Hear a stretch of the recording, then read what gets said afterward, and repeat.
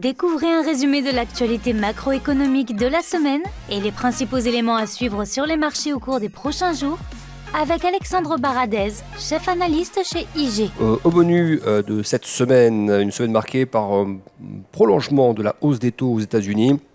On a un taux 2 ans américain, qui est donc un taux plutôt court, qui a grimpé jusqu'à 4,6%. Même les taux longs continuent de grimper. Le taux 10 ans a atteint plus de 4,3% cette semaine. Donc une pression sur les taux qui ne donne toujours pas de bouffée d'oxygène au marché actions. Plus les rendements progressent, plus les taux américains progressent et plus les taux aussi en Europe progressent, et bien plus il y a d'alternatives au marché actions avec des rendements du coup sur la dette souveraine qui sont des rendements quasi garantis face à des rendements hypothétiques sur les actions en fonction de la conjoncture économique ou autre. Donc le raisonnement aujourd'hui est très clair, c'est que tant qu'on ne verra pas des chiffres d'inflation se calmer en Europe ou aux États-Unis, eh bien il y a peu d'espoir de voir le marché actions repartir durablement. Donc cette semaine a vu ces taux grimper encore, et puis donc ces hausses de taux qui, notamment aux États-Unis, qui impacte le marché immobilier, par exemple. On voit que les prix des maisons en vente aux États-Unis, les ventes de logements existants, eh bien, commencent à voir leur prix baisser. On prend par exemple des chiffres concrets. On avait une maison, le prix moyen d'une maison aux États-Unis, dans un logement existant, c'est aux alentours de 410 000 dollars au mois de juin. Là, au mois de septembre, le prix moyen des ventes s'est fait aux alentours de 380 000 dollars. Et donc, on voit bien qu'il y a une baisse comme ça du prix. Alors, en début d'année, on était sur des niveaux inférieurs à 350 000 dollars, donc on voit qu'il y a encore une partie de l'excès qui doit être corrigée, mais on voit quand même que les actions menées par la Banque centrale américaine font vraiment ralentir l'économie et certains marchés, certains excès aussi, et c'est ce que recherche la Fed, à calmer cette économie en surchauffe, qui a été en surchauffe en tout cas. Et donc on voit bien que les signaux se multiplient de ces corrections d'excès qu'on a eues ces derniers mois. Donc à un moment donné, ça va aussi finir par se voir sur l'inflation, et c'est ça que les marchés attendent, c'est ça que les marchés actions attendent pour commencer à y voir un petit peu plus clair sur les plafonds d'intervention de la part des banques centrales. Finalement, c'est ça qui rassurera le marché, c'est qu'à un moment donné, il commence à entrevoir le début d'un plafonnement dans les relèvements de taux et dans la rhétorique toujours très agressive de la part des banquiers centraux. Mais c'est vrai que cette semaine, il n'y a pas eu grand-chose dans ce sens-là. On voit par exemple que les chiffres des inscriptions hebdomadaires au chômage aux États-Unis sont un peu repartis à la baisse. Donc ça renvoie toujours l'image d'un marché de l'emploi qui est tendu et donc dans lequel les hausses de salaire risquent toujours d'être présentes. Si le marché de l'emploi est tendu, pour attirer les candidats dans les entreprises, et pour recruter ou pour débaucher, il faudra augmenter les salaires, ou pour conserver ses salariés, il faut augmenter les salaires. Donc plus on a des stats de l'emploi qui montrent qu'elles sont toujours bonnes, même excellentes, plus les marchés actions auront du mal à se dire que oui, effectivement, les hausses de salaire vont ralentir, donc limitant ainsi la spirale prix-salaire contre laquelle se bat la Fed en relevant ses taux. Donc cette semaine, ces stats n'ont pas été très porteuses pour les marchés, parce que elles restent très bonnes en fait pour le marché de l'emploi. Et donc voilà, c'est ça que nous avons vu cette semaine au niveau des marchés américains. D'autres actualités sur d'autres zones économiques, on s'intéresse de plus en plus à ce qui se passe au Japon. Vous avez vu que le yen, donc la devise du Japon, continue de s'affaisser complètement par rapport au dollar. On est désormais sur un plus bas pour le yen japonais depuis les années 90, et on a eu des messages qui sont multipliés cette semaine sur la nécessité d'avoir une devise qui est plus stable au Japon, que ce soit des déclarations qui viennent de la part de ministres japonais, ministres des Finances, Premier ministre également. On a toujours des déclarations de membres de la Banque du Japon qui menacent d'intervenir quand les décrochages du yen sont trop importants parce que ça déstabilise l'économie. Mais pour autant, on ne voit toujours pas d'intervention massive de la part de la Banque du Japon. Il y en a eu une il y a quelques jours qui n'a pas porté ses fruits sur la durée. Ça avait un petit peu renforcé le yen pendant quelques heures, et puis ensuite la chute avait repris.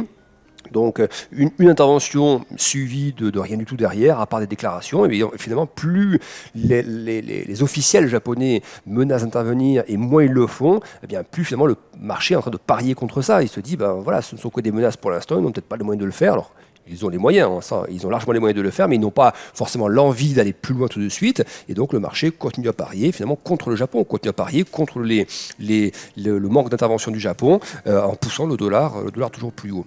Alors attention que la hausse du dollar, c'est pas juste le yen du coup qui s'affaiblit, c'est le dollar aussi qui reste assez fort, même si c'est quand même une problématique qui est désormais plus propre au Japon, parce que si vous regardez l'euro par rapport au dollar, on n'a pas revu les points bas sur l'euro par rapport au dollar. Vous regardez la livre par rapport, et on va en reparler un petit peu du Royaume-Uni, vous regardez la livre par rapport au dollar, c'est même l'inverse. Il y a eu des rebonds assez costauds ces derniers jours. Donc, en tout cas, depuis le choc initial, il y a quelques semaines, il y a quelques jours même, par rapport à ces stress sur les fonds de pension, et puis la marche arrière du gouvernement, et puis finalement la démission de Liz Truss, donc la première ministre britannique, mais on voit quand même que le dollar qui pousse et qui pousse plus fort, c'est quand même plus par rapport au yen que par rapport à l'euro ou au dollar. Donc il y a quand même une problématique japonaise et plus seulement dollar qui est en train d'arriver.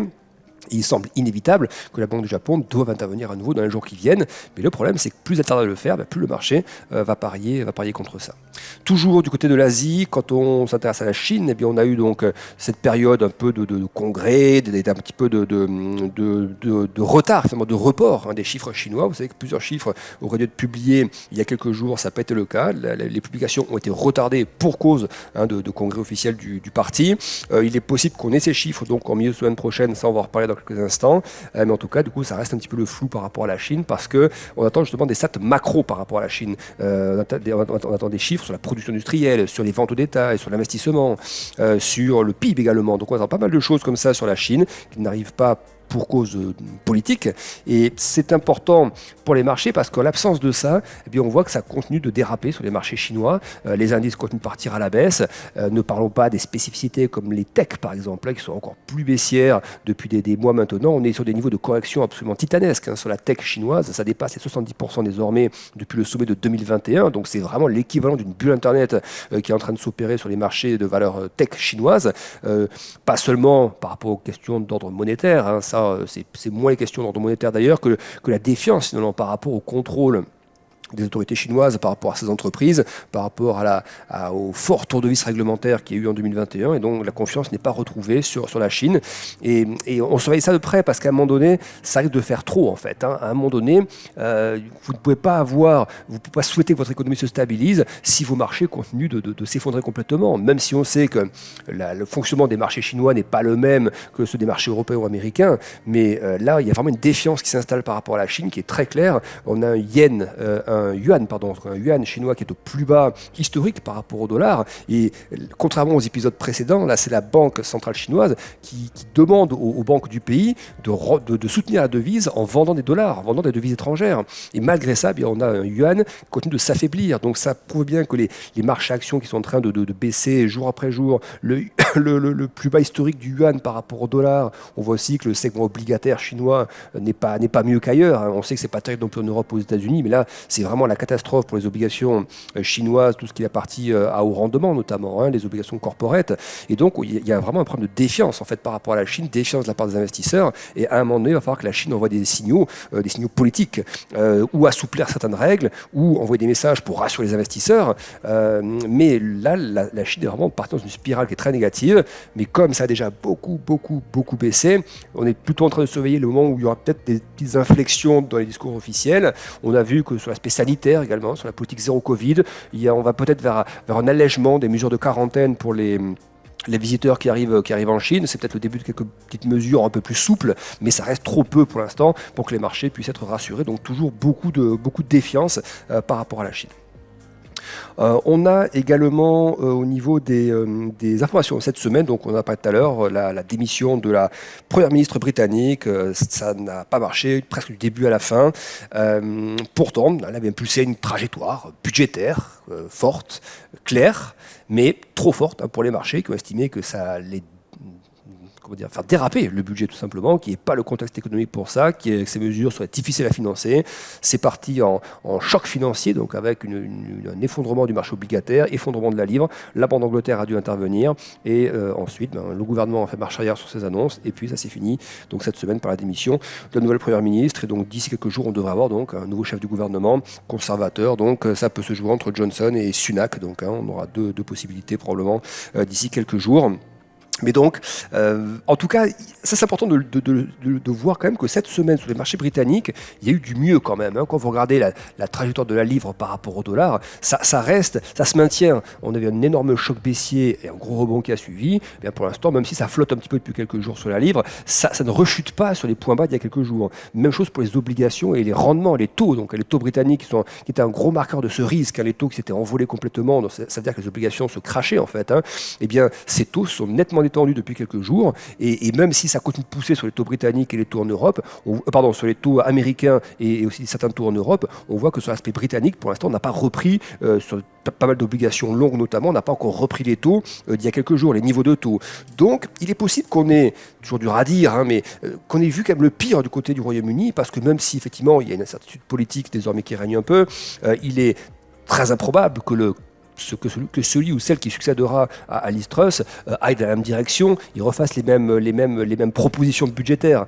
Donc, de ce côté-là, ça ne pourra pas être pire, en tout cas, d'un point de vue de la perception du marché. Donc, est-ce qu'on n'a pas capitulé finalement sur les marchés britanniques ? Est-ce qu'on n'est pas déjà en train de repartir un peu sur la livre ça reste à surveiller. Il y a toujours des questions d'inflation forte et d'action de la Banque d'Angleterre. Mais sur l'aspect risque un peu systémique qu'on a vu là, pendant quelques jours au Royaume-Uni, eh bien, de ce côté-là, ça semble quand même se calmer. Donc, il est possible que sur la livre, des niveaux déjà très bas étaient atteints. Donc, voilà, on va peut-être surveiller un petit peu les hypothèses de stabilisation dans les jours qui viennent.